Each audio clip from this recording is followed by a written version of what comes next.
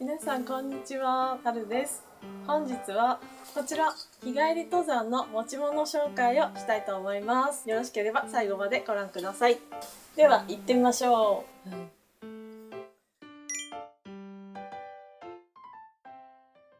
まずはウォーターボトルです。これはライフウォーターという水のペットボトルなんですけど、それをそのまま再利用しています。で、キャップがワンタッチで開けてそのまま口をつけて飲めるものに変えています。ちょっとね、これが密閉できるものではないので、横にするとちょっと漏れやすかったりとかしていて、交換を今考えてます。あとはここに滑り止めのシリコンバンドをつけてます。これはケリにもらいました。Amazon で大量に売ってるみたいです。夏はこれにプラスして 600ml のペットボトル1本と 300ml のペットボトル1本から組み合わせて持って行ってます。手拭いです。だいたい日帰りだったら今はこのどっちか1枚を持って行ってます。で、こっちはチャオラスさんのスポーツ手ぬぐいなんですけれども、綿が 50%、バンブーレイヨン 50% という生地でできていて、防菌防臭加工がされています。これはロングタイプというか、一般的な手ぬぐいより長さがあるので頭に巻きやすくて気に入っています。あと生地も柔らかいです。もう一つがこちら。これはマクモさんというブランドの手ぬぐいなんですけれども、ハンカチの生地で作られています。ハンカチの生地で作られているのでよく乾きます。はい、私はこれを頭に巻いて使っています。顔のサイドの日焼けを防ぎたいので使っているのと、あとは首の日焼けを防ぎたい時首に巻いたり、寒い時も首に巻くと多少暖かくなるので、あとは万が一怪我をした時にこれで止血をしたりできるように必ず持っていくようにしています。次はこちらサングラスです。フレームがピンクのものを愛用しています。これはシンプルにただ UV カットで、変光レンズでも超光レンズでもないです。はい。曇りの日でもやっぱり目が焼けちゃったりとか、眩しさを感じる時あるので必ず持っていくようにしています。これは変光レンズではないので川の中とかあんまり見えないんですよね。魚見るのが好きなので、ちょっと変光レンズのものも買いたいなと最近は思ってます。はい、続いてはストックです。これはブラックダイヤモンドのレディースのストックになります。長年使っているのでちょっと傷だらけなんですけれども、まずロックはこう広げて、このようにカチッと締めるタイプのものになっています。結構擦れてきちゃってますね。で、このロック使ってるうちにだいぶ開けやすくなったんですけど、最初のうちはすごい硬くて、なんか言ってたの。ちょっと操作が大変でした。でも壊れてないもんね。そう、これ壊れてない。もう5年以上使ってんじゃない？使ってる。季節を問わず使っていて、冬はここスノーバスケットに交換して使っています。あとこれだよね、ここがさ長いじゃん。あれだよね、下りと上りの時に。そうですね。ここを掴んでもいいし、こっちを掴んでもいいしっていう風な作りになってます。で、いつもこれ一応ね、レフトライトが書いてあるんですけど、あんまりこの左右の逆に使っても違和感はなくて、意味あるのかな。手の形に合わせて作られてるのかな。でもさ、最近さあれじゃん、これを2本毎回持ってってるけど、ほんと使ってることってあんまないよね。そうなんだよね。私は下りが苦手なので不安だから持ってってるっていうのもあります。だいたい使ってないので、もうちょっと携帯性のいいコンパクトなものにしたいなと思ってます。これね、ザックにね、一番短くしてつけてるんですけど、ザックより長さがあるので飛び出ちゃうんですよ。突き抜けてるよね。それがね、ちょっと見た目的にも、行動するときにどっかに引っかかったりとか、そういうのもちょっと気になっているので、できたらさらに折りたたみができるコンパクトなものに変えたいなと思ってます。続いては2つあるんですけど、まずはこの温度計、エンペックスのサーモマックス50という温度計です。これ持って行ってます。で、結構ね、歩いてると今気温何度なんだろうっていうの気になるので、それを見るために持って行ってます。で、これね、いいところがマイナス50度からプラス50度までいけるんですよ。しかも見やすい。見やすい。でいて、めちゃくちゃ軽いんですよ。大きいんだけどちょっと。見やすくて軽くて、しかも頑丈。壊れたことないっすね。これ多分だいぶ使ってるし、もう一個買ったんですよ。自分で持つように。安いから。これね、デザインも結構好きだよ。いいよね。続いてはこちら、宮源さんの 3D ホイッスルです。はい、ホイッスルです。で、私は鈴を持って歩かないので、代わりに熊よけになるようにこれを持ってます。ちょっとね、熊鈴を持って歩いた方がいいっていう意見はもちろんあると思うんですけど、自分の妹で倫理になりながら歩くっていうのがどうしても苦手なので、これ人気がないとことかでは適宜これを吹くようにして熊鈴代わりにしています。あとは緊急時だね。そうだね、救助自分の身の危険を知らせる時で、そう簡単にいい音が鳴るっていうのが素晴らしいなと思います。ちなみに僕の前の動画でも紹介してるんで見てください。これをあれだよね、ザックの外側につけてんだよね。ショルダー部分にぶら下げてるって。これがちゃんと吹けるようにね、ショルダーベルトの上の方につけて使っています。かわいい。これはもともとエヴァニューの UL チタンポットに付属していた袋なんですけど、この中にガスバーナーも一緒に入れています。じゃあまずは、エヴァニューの UL チタニウムポット 900ml のタイプです。こんな感じで持ち手がついていて、このまま持てるようになっています。このゴムでね、熱くならなくなって、でこの鍋のこの持ち手も立つので使用できます。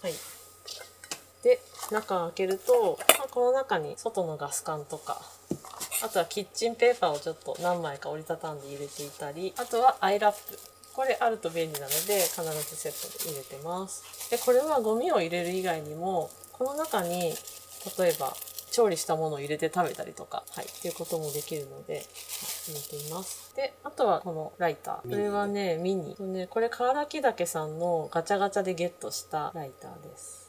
このサイズだったら2人でもまあいけるし、1人でも軽いからね。これ 100g ちょいだった気がする、全然いいと思います。そうでこれすごい鍋が薄いんですよ。0.3 ミリって書いてあるんですけど、この薄いところとこの鍋の底が広いのでお湯が沸きやすい。すごい早く沸く。これも気に入ってます。ここにね、地味に注ぎ口があるんですよ。ね。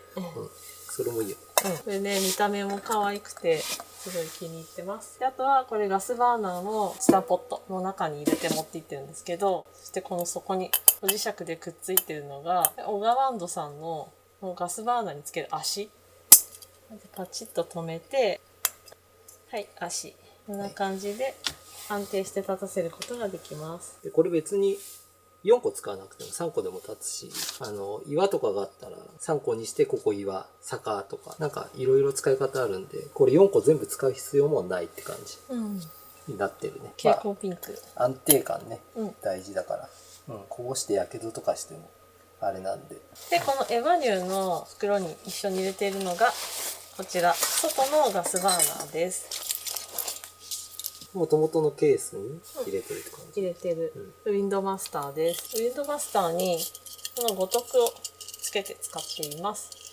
もともとは3本五徳で、4本五徳は別売りで売ってるって感じですね。でこれはここに着火装置がついているので、基本的にはこれで着火できてる。で厳冬期の硫黄だけでも使いました、着火装置で。でこの着火装置がやっぱり高山だと効きにくいことがあるみたいなので、こういうライター、あとはマッチも一応持っていきます。でこれウィンドマスターという名の通り風に強いバーナーになってます。ここがすり鉢状になってるのが特徴なんですよね。なので風防がなくても全然消えることないです、ね。今のところ。そうだね。結構な風吹いてもなかなか多分消えないと思う。しっかりお湯沸かせるので、本当重宝してます。さすがジャパンメーカーって感じですね。ウィンドマスター。900のポットを使うんだったらこっちの方が安定するかなっていう。ちっちゃいクッカーだったら別に3個の方、3本のごとくでも全然問題ない。やっぱりね、安定感欲しいよね。これを使うからね。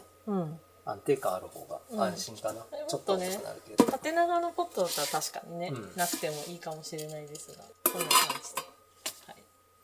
続いてはこちら。ビットオフさんのフードコジーです。でそこが水色。こういう色合いがね、大好き。で、ここ。手を入れて、このままフードを入れて持って食べやすいように、ハンドがついてます。日帰り登山でこれを毎回持っていくってわけではないんですけれども、フリーズドライのものを食べるときは、これを持っていくようにしてます。いつも持っていくわけじゃないので、大事な時に忘れちゃいがちなんですが。で、一応ね、これ開けると、この銀色のアルミのシート、ふわふわのシートが貼られていて、これで保温性を保てるようになってます。で、これがね、内側のやつ、外せるんです。で、外すと普通のポーチとしてで使うことができます。でこれメイク道具とか入れてもいいんですけど、可愛くて汚したくなくて、フードコジーとしてのみ使ってます。続いてはこちら、ザ・ブットン。ヨシキスポーツさんのね、オリジナルこんな感じで折りたたみ式の裏面がアルミシートになっています。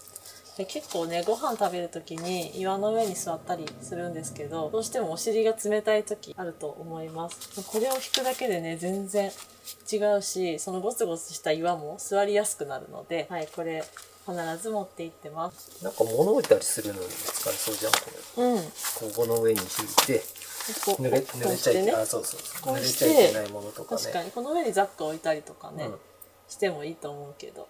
はい。結構使ってるんだけど、なんか汚れないね。確かに。綺麗なまま。ね、これ背中の部分に入れて持っていきます。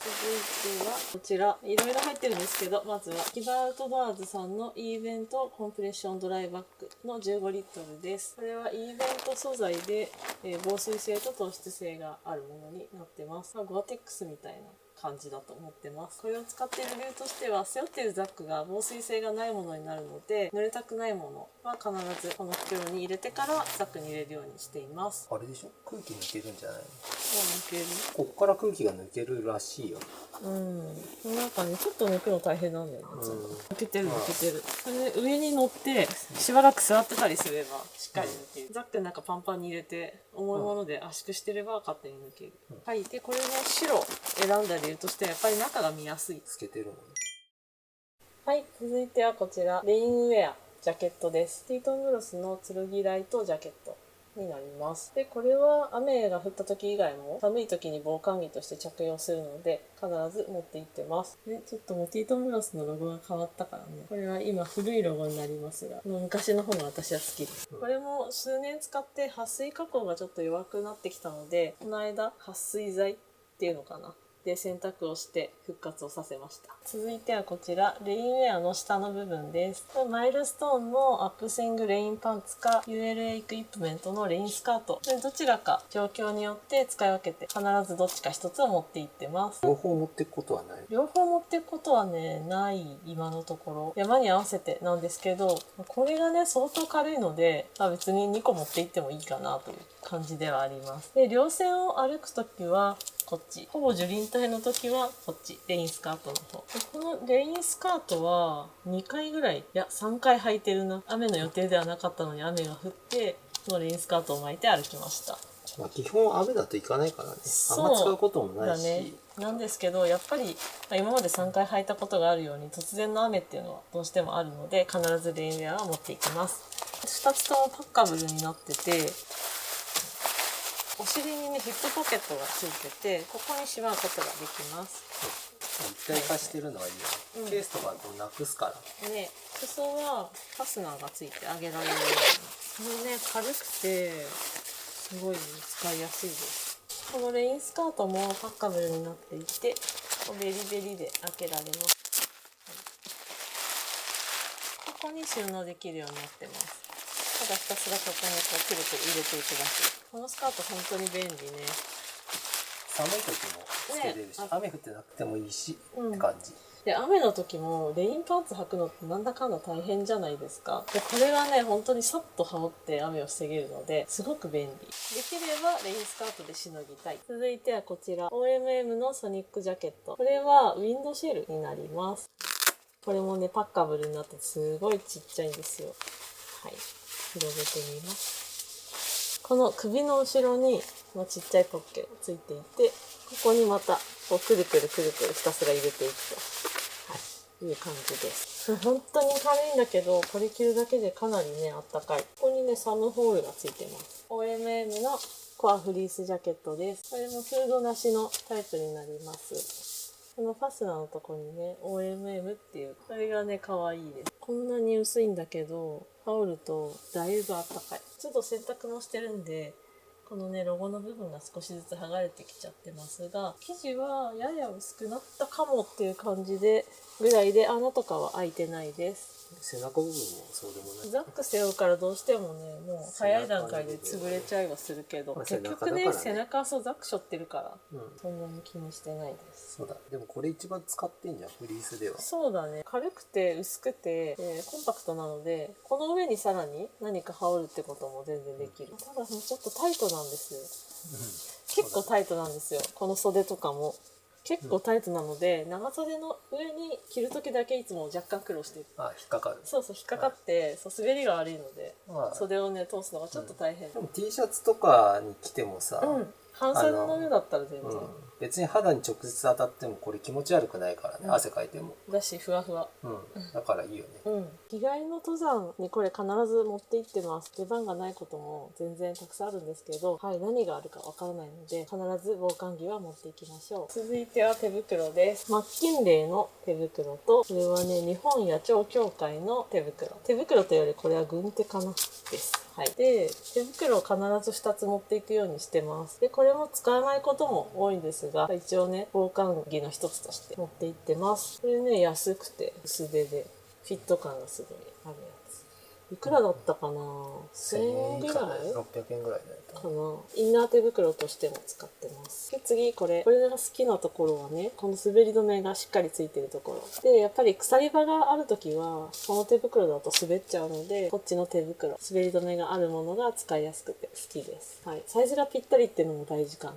続いてはファーストエイドキットとエマージェンシーシートです。でこれね輪ゴムで雑に留めているんですけど、テントの下に引くグランドシートとしても使ってます。本当はね防寒っていうか、緊急用とか寒い時にシートをかぶるように使うから、これは必ずどこのメーカーでもいいけど持ってった方がいいかな。災害時も使えるんで、家に1個あったらいいんじゃないねっていうアイテム。ファーストエイドポーチで、これはね一目で他の人が見ても分かるものがいいっていうふうに思っているので、ファーストエイドとも分かりやすく書いてあるポーチで、まずここはバンドエイドや痛み止め、あとはこの漢方薬足がつらないようにってやつとか胃薬が入ってます。でそれ以外にこれアウトドアテープって書いてるんですが、何か補修したりする時のダクト打ちテープとしても使えるし、怪我をした時にも貼って使うことができます。虫刺されの薬と、このまま貼ることができる傷当てパッドに一応マスク。これはニューハレのエマージェンシーテープで、これで説明書が一緒に入っていて、貼ったらどういう使い方ができるっていうのが一緒に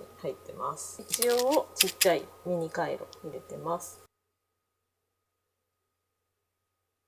ザックの中ラストです。ハイテールデザインのこの可愛いポーチにいろいろ入れてます。バッテリーとか入ってます。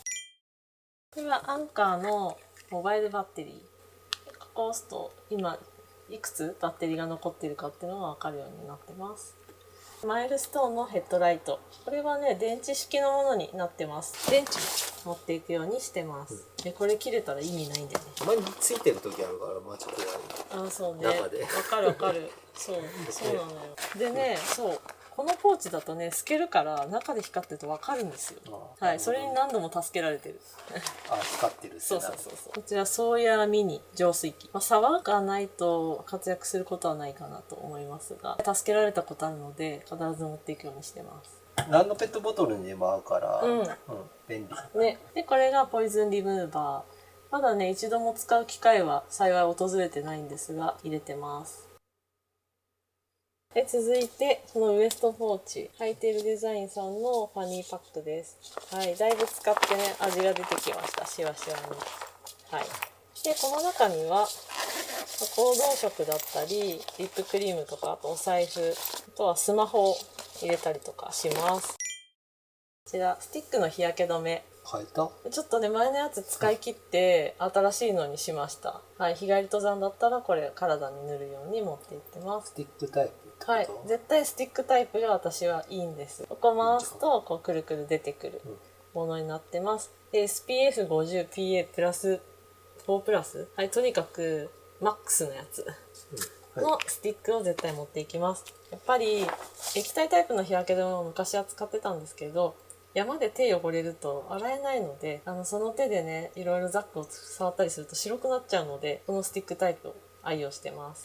続いてお財布で、宮源さんのお財布を使っています。ここにカラビナもついていてね、であとこの派手な色っていうのがやっぱりお財布はなくしづらい方がいいので、特に仕切りがないシンプルなタイプになってます。カードも入るよね。カードも入るしお札も入ります。ちょっと大きめかな。